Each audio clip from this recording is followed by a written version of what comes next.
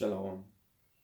So we're going to be looking at people who have experiences or encounters where they're getting pleasures at nights but not from their partners, right?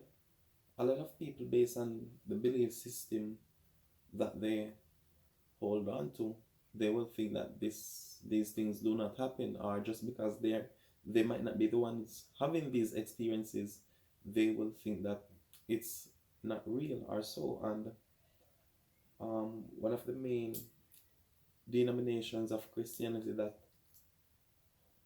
pushes this type of belief system is the Adventist.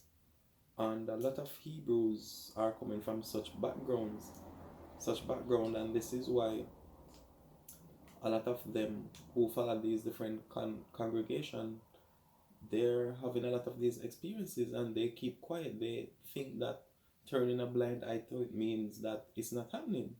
So they'll be in those congregations with all these, manner of demons, and just because some of them are not so visible, just like if a person who is struggling with alcohol drinking, that's easy for anyone to see, but other subtle demons can always be hidden to the public, right? And these things are happening, but like I said, they turn a blind eye to it because some of them don't want to believe that it's real. Some of them want to believe in other stories, right? Now, it says, are you sexually pleased at nights but not from your partner? And as you can see, at nights is written in red for a specific reason, right? Because these things have their methods or their ways of coming to people, right? And as we can see, usually in dreams, and sometimes it happens at daytimes. You'll have daydreams, or you'll fall into a trance like, and you're having a certain encounter, right? Sometimes you have wet dreams where you get in a certain dream. When you wake up, you're wet, and it happens both to both man and woman, right? They have similar encounters, just with opposite people, opposite gender that comes to them in the dream, right? And it can even go beyond that, where even the same gender comes along, depending on the types of doors that are open in the mind of that person. So we're going to look at also some of the reasons, but before we get to that, let's read the book of Isaiah, chapter 34 and verse 14. It says, the wild beasts of the desert shall also meet with the wild beasts of the island, and the satyr shall cry to his fellow, the screech owl also shall rest there, and find for herself a place of rest. Alright? So these visitations do come at nights, mainly, right? And sometimes you wonder why it happens to certain people, but certain other people it does not happen to. Why? It's because they need an open door, right? So it doesn't matter how much you're locked inside your room, once your door is closed, that demon could be knocking, knocking, knocking. If you don't open that door, they cannot come in, right? So they're smart. They're always looking for a loophole. As the scripture said, Satan is always is like a hungry lion looking for a prey to devour, right? He's just looking for that person with that loophole. And that loophole, the door, is a weak mind. So the weaker the mind is the more possessed that individual will be, right? And the weakness of the mind can come from many different areas, right? So we're going to look at some reasons where doors are open. A person struggling with lust, covetousness, right? So a man desiring to have the wife of another man, that is an open door, and that's where those demons will attack. Or a woman who has her husband and is looking for pleasure in another man outside of her marriage, that's also an open door, right? And as it says, it's struggling means you're struggling with it. You can barely control it, right? But like I said earlier, some of these things are more subtle. So a person struggling with lust, you can easily hide it sometimes. But with a person who has an alcohol problem, it's harder to hide, right? So this is why these things are so subtle and more people are being destroyed by them because they keep hiding, and the more you hide it is the stronger it becomes, right? It's just like you have a tree. If you have a wild tree, you're you're not watering it, you just ignore it. Guess what? That tree is gonna grow so tall. Why do you think the forests look like that? You don't see fruit trees taking up dominating the forest. It's always the bad ones, right? It's the same thing if you have your garden. The wild things, if you don't weed them out, it's gonna destroy your good things. So that's the way how it is designed, right? So you have to understand your thoughts, the type of thoughts that are coming in, and this is why it's important to really do meditation day and night, right? So you're struggling with watching porn, that is also an open door, right? That addictiveness, right? Now fornication is also an open door, right? Adultery is an open door. So all of these are weaknesses of the mind, weaknesses of the flesh, right? Carnal thoughts. This is where these spirits enter through, right? So when it comes into our minds, it's called a thought. But prior to that, these are spirits, right? Okay, another reason is bloodline. This is something that can be coming from your grandparents, right? So your grandmother might have been struggling with this problem to your mother, and now you have it, right? And it's the same thing from the grandfather, the father, to the son, right? So these things can be passed down. Trauma is passed down through the bloodline. And as you know, the curses, Deuteronomy 28, it passes down. It's the same thing, right? Now, another thing is a woman that has been molested, raped, abused, whatever it might be. These things are very serious. This is why sometimes, a lot of men won't understand the damage they do when they rape a woman, right? Now, when a woman is raped, it destroys her mentally. It destroys her own outlook on herself and things of that nature, right?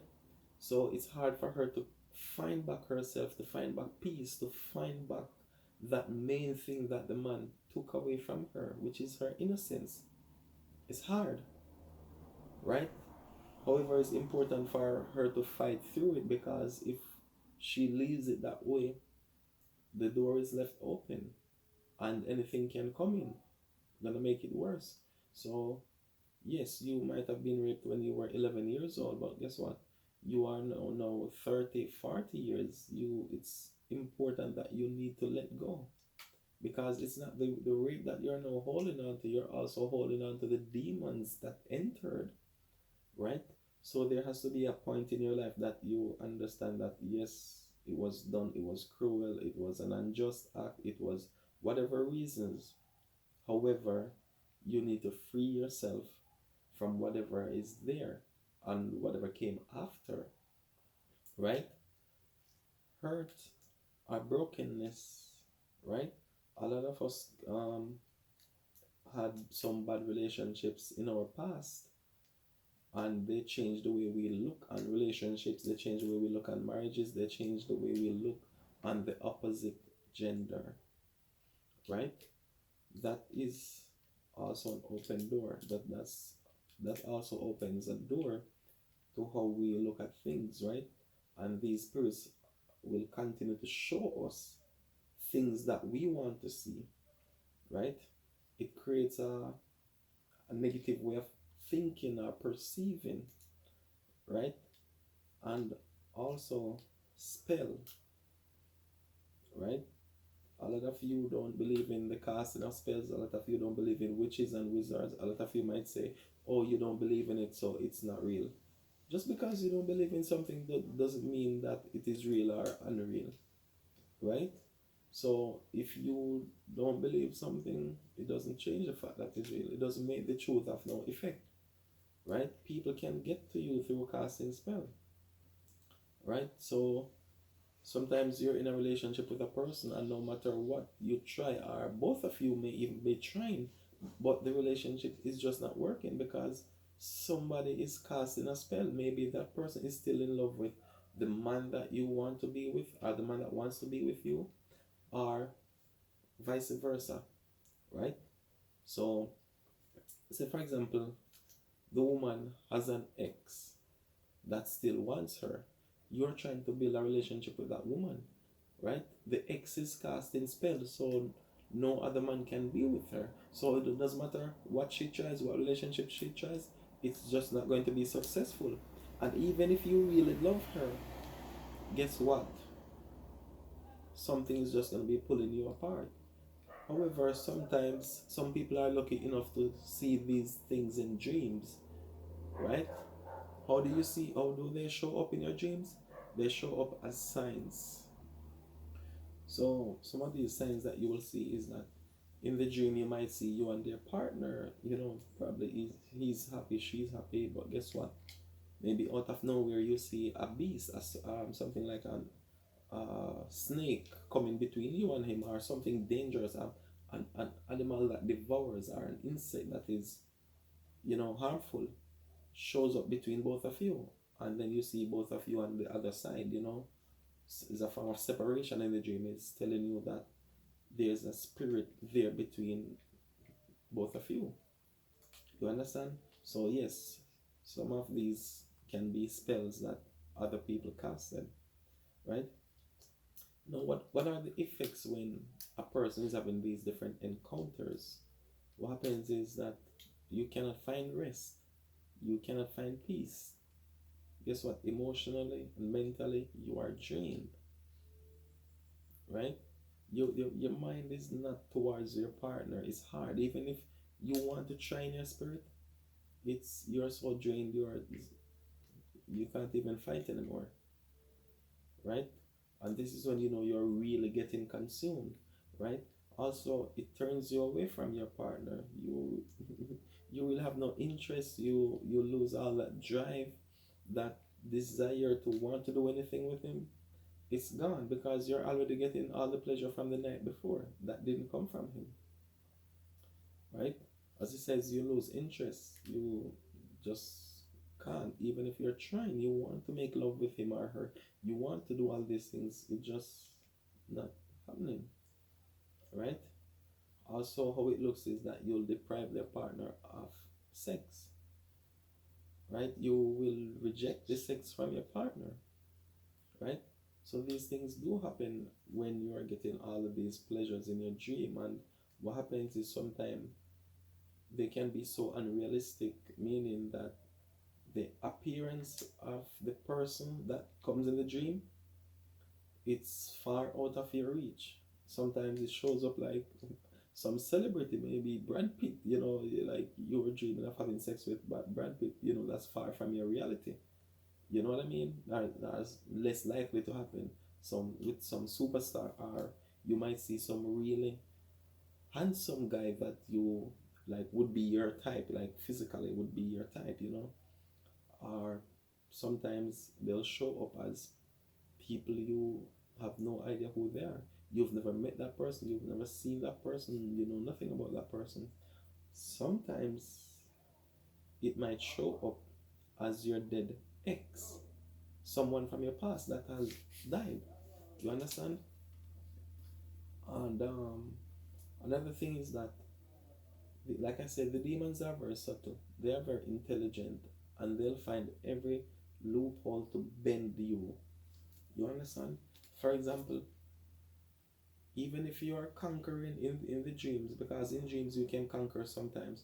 If you're conquering these celebrities, if you're conquering, if you don't fall to these guys in the dream or these girls in the dream, they'll find different ways to get to your weak spot.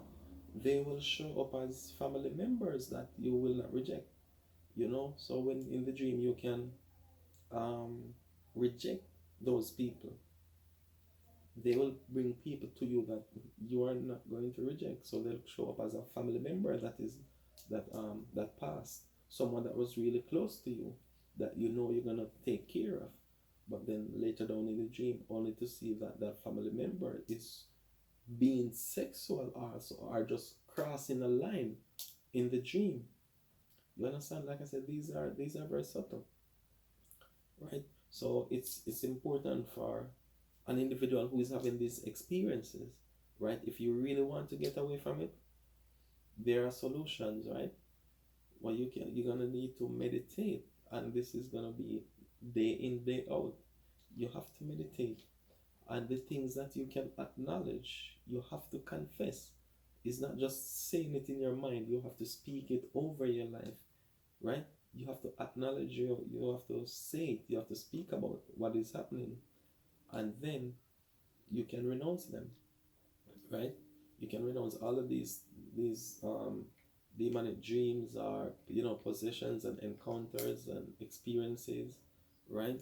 And then in that same breath, what you do is you declare what you want over your life, right?